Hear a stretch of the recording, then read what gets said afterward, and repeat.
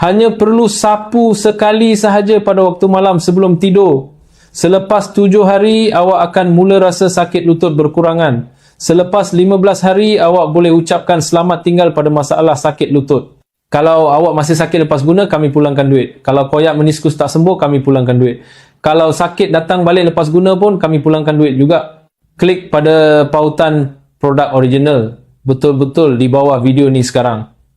Dengan jaminan wang dikembalikan 100% dalam masa 30 hari, awak boleh beli dengan hati yang tenang.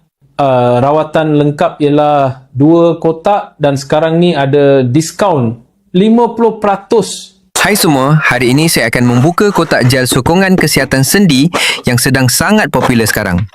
Gel ini sedang dibeli oleh ramai orang tua dan dinilai sangat berkesan. Wow, kedai membungkus dengan sangat teliti.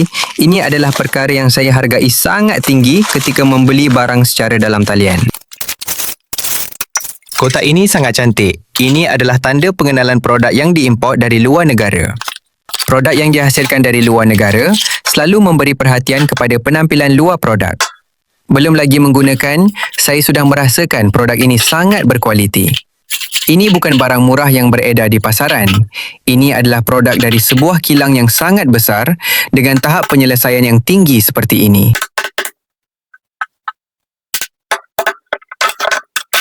Sekarang mari kita timbang berat produk ini ya.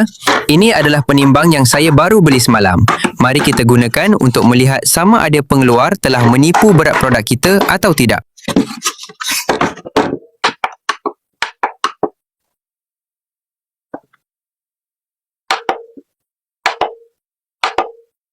Betul seperti yang saya jangkakan, semua ukuran berat produk ini sesuai sepenuhnya dengan pembungkusan.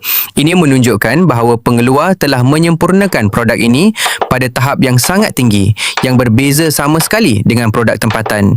Di dalam negara, mencari produk dengan berat yang tepat 100% seperti ini hampir tidak mungkin. Ada beberapa rakan yang meminta saya untuk mengukur saiz produk ini. Jika kalian suka, saya akan penuhi permintaan kalian. Bagi saya, mengukur saiz ini tidak begitu penting. Saya lebih mementingkan kualiti produk itu sendiri.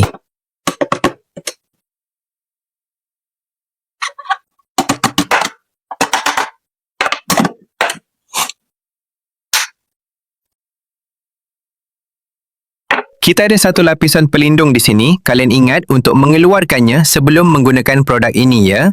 Ingat ya. Banyak orang terlupa untuk mengeluarkan lapisan pelindung ini lalu mengeluh kepada saya bahawa produk tidak dapat digunakan.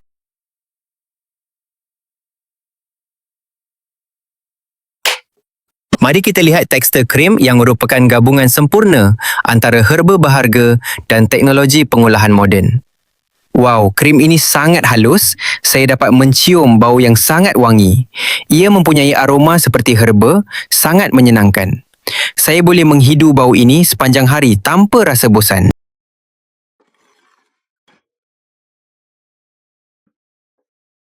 Kalian tahu tidak? Jenis krim seperti ini menyerap ke dalam kulit dengan sangat cepat. Saya sudah faham mengapa ia mendapat penilaian yang tinggi. Tidak mudah untuk pelanggan memberi penilaian yang sangat baik, tetapi produk ini telah berjaya melakukannya dan sekarang saya telah memahami alasan di sebaliknya.